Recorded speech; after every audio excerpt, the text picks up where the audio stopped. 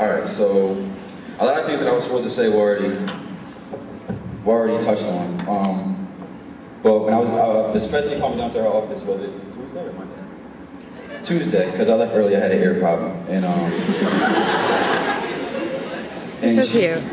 It was Kai. So she just wanted me to speak to you guys a little bit about the election process, and it's not a popularity contest. A lot of people have friends up here. I know I do, and it's just when you're making decisions, you have to understand that the people up here are making decisions for all of us, and everybody wants to have a voice. Everybody wants to say something that's going to be heard, and these are the people that are going to do that for you.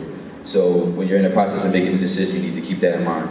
And that's obvious by when y'all were in here in the auditorium not too long ago, acting like, you know what I mean, well, we ain't gonna go there, but everybody wants to have a voice, and you just need to understand it's not a popularity contest. And since things are gonna be a little different this year, I think it's important that you select the right people instead of just saying, oh, that's my boy, he told me he was gonna put Kool-Aid in the water fountain, so I'm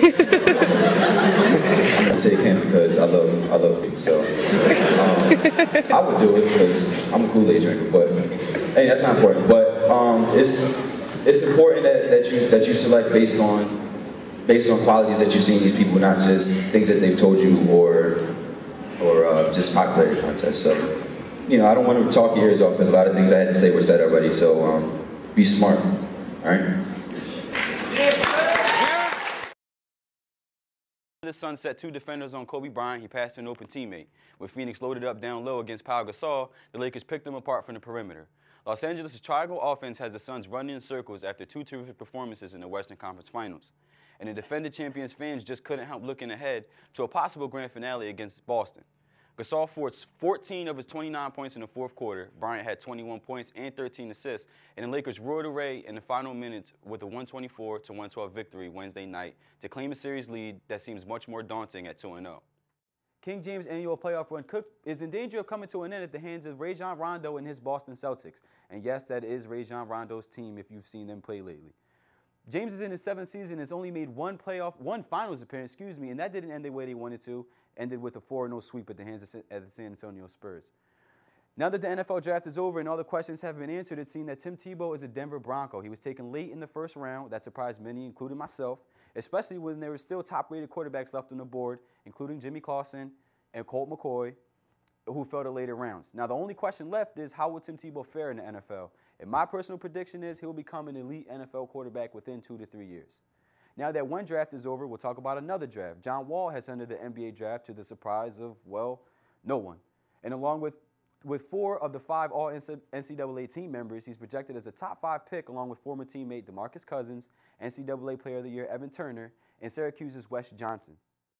I'm Kevin Winstead, and I'm here at Reel-Oakcrest High School. And today, one of our very own athletes, Nick Parati, will be signing a letter of intent to play Division II football at the University of New Haven. Crazy. I didn't think it was actually going to happen, though. But, I mean, now that I'm here, I got to just progress from here on. The next step is playing in college, becoming a starter. And first of all is my academics. First, of course, student athlete, and hopefully make it to the NFL. All the hoopla caused by the recent budget cuts implemented by Governor Christie, New Jersey is in a mad scramble to preserve many historic landmarks that have been here for decades. And behind me stands Lucy, one of the most famous elephants in the world. She was first created as a tourist attraction and a way to sell real estate and still remains one of the most popular roadside attractions in the world. She's about 129 years old and stands 65 feet high, 60 feet long, and 18 feet wide.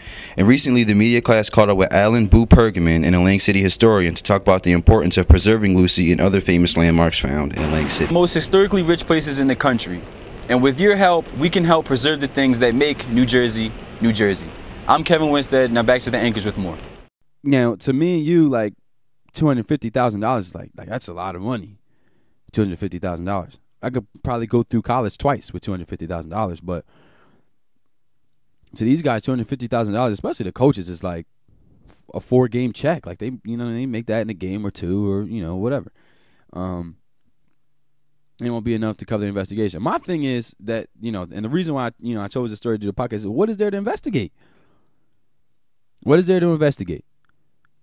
It was found that they received improper benefits, and you're not allowed to do it because you're in college. You're a student athlete. You can't do this. You can't do that. We know how strict the NCAA is, and there's nothing really to investigate. Everything that needs to be out in the open is out in the open.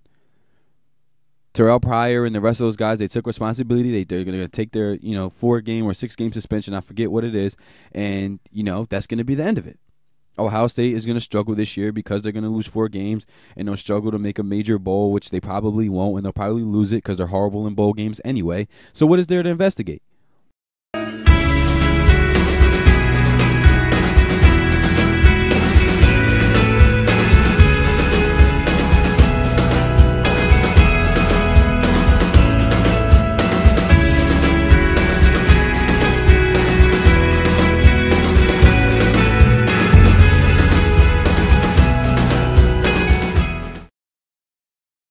Come the whole season and took a loss for our last game, but as Cherokee stormed the field, I just thought about back in the summer before our even first scrimmage, and how our whole team was like not a family at first, and how everybody was just trying to show off for the coach, and every week it would progress and our team would get closer and closer, and we became a great family. And I wasn't crying because we lost. I was crying because we worked so hard as a team and didn't accomplish our goal. The game, and like the paper said, the crowd would have thought we just scored the game-winning touchdown. So, I mean, for us to do what we did it was amazing.